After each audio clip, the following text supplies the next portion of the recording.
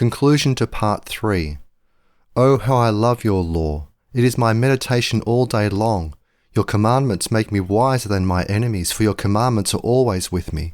I have more understanding than all my teachers, for I meditate on your covenant decrees.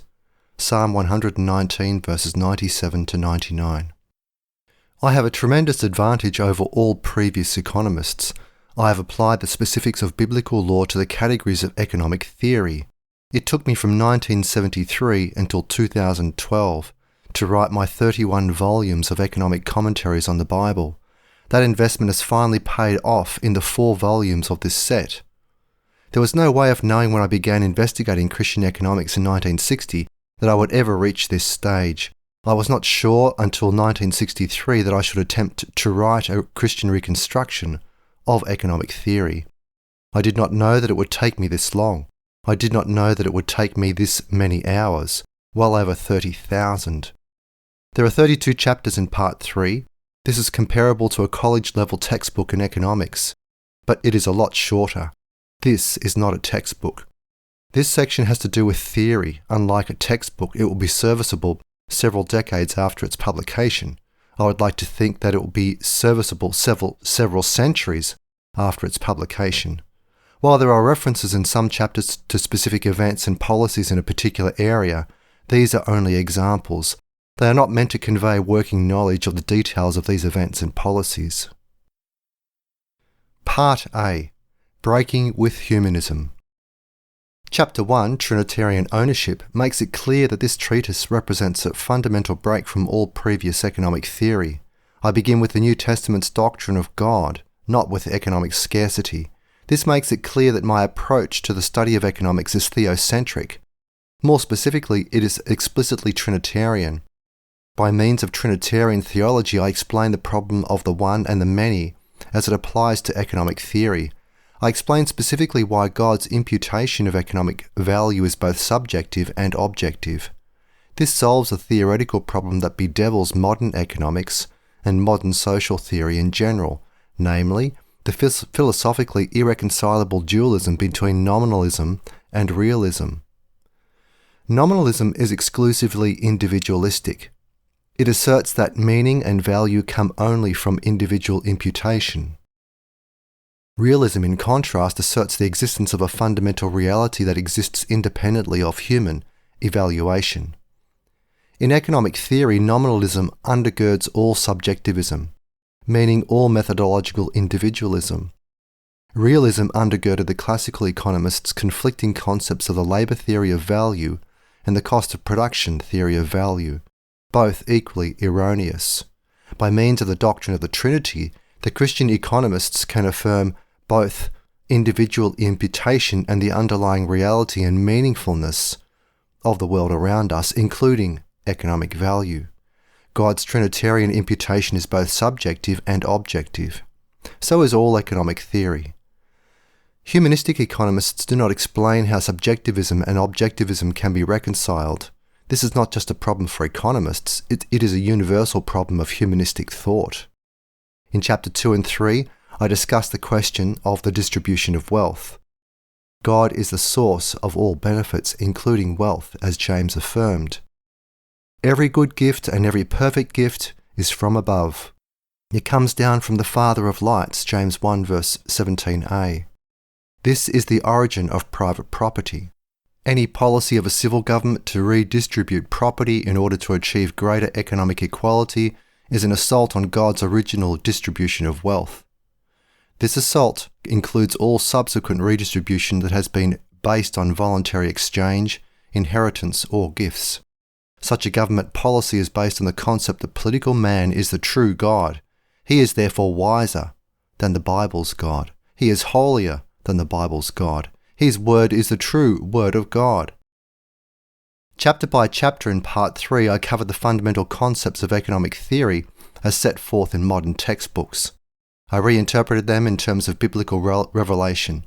This is not to say that I'm arguing that all of the conclusions of modern free market economic theory are incorrect.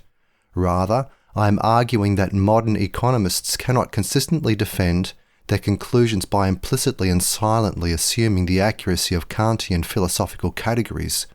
whether the appeal is direct or indirect. The combination of Kantian dualism and Darwinian evolutionism undermines the philosophical foundations of modern free market economic theory. In Part 3, I offered a series of blueprints for rebuilding economic theory's edifice. Humanistic economists have offered accurate insights into the market process, but they are unable to explain why this process exists. They are unable to defend their conclusions in terms of a moral system because they insist that all economic theory must be value-free. My response is this: there is no such thing as a value-free lunch. The theme that I came back to again and again in this section is this: ownership is always associated with responsibility. The free market social order is the inevitable outcome of widespread obedience to biblical law. More than any other system of ownership, it establishes a link between ownership and responsibility. The market process imposes economic sanctions on property owners. These sanctions may be positive or negative, but they are inescapable. Owners are self-interested decision-makers who allocate their property in order to obtain positive sanctions and avoid negative sanctions. Because owners are either winners or losers in the competition for consumers' money, they are the most interested parties in making sure that they do not waste valuable resources in their pursuit of profit. They have the best information on local market conditions. The free market's system of profit and loss reflects life, which culminates in the final judgment. The New Testament in Matthew 25 makes this correlation between the free market's sanctions and final sanctions. The section on the final judgment is preceded by the parable of the stewards. Jesus presented these descriptions as a unit. He who has ears to hear, let him hear. A word to the wise is sufficient. Part B. Verse by verse. By introducing each of the chapters by at least one biblical passage and then offering exegesis of each passage before offering an interpretation of the authority of each passage for establishing and explaining some economic process, I have made it clear that the Bible is authoritative in economic theory. I understand that people find it difficult to follow long chains of reasoning.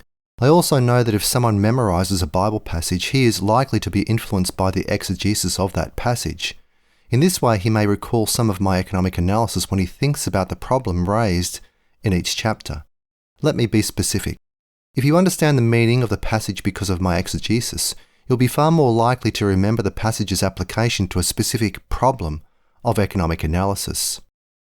I hope that Part 3 will enable you to become an effective teacher of economics.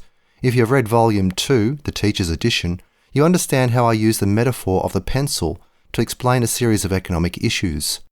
The metaphor of the pencil is a powerful tool for explaining the market's ability to coordinate individual production despite the fact that there is no central planning agency. I also applied Bastiat's analytical principle of the things seen and the things not seen. This is sometimes called the broken window fallacy. I use that strategy in my book, Christian Economics in One Lesson. It worked for Henry Hazlitt. I hope it worked for me. If you pursue the life of a scholar, you will have to read a great deal more about economic theory, economic history, and the relationship between law and economics. I had to do this in preparation for writing this book. I had virtually no assistance from Christian scholars who had written detailed books and articles relating these issues to the Bible, Trinitarian theology, and the history of the Church's impact on economic theory. There was no body of literature when I began this investigation in 1960, and there is virtually none today. This is why Christian economics is a wide open field.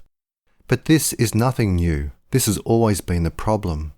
He said to them, "The harvest is plentiful, but the labourers are few. Therefore ask the Lord of the harvest to send out labourers into his harvest.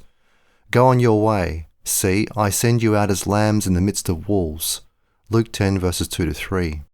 You must become skilled in the art of casuistry. You must learn how to apply the general principles that you find in the specific text of the Bible to specific intellectual problems and economic practices around you. This is an art, not a science. But this is equally true of casuistry in every area of life. This is the exercise of Christian wisdom. This is the meaning of judgment. Ultimately, this is the task of understanding good and evil. There are no shortcuts. There were no shortcuts in the Garden of Eden, and there are no shortcuts today. In Part 4, I present a series of explicitly Christian applications of explicitly biblical requirements of Christian economics. The Church from the beginning has been aware of the necessity of implementing these applications. There is still much work to be done in understanding the meaning of these principles and their applications today.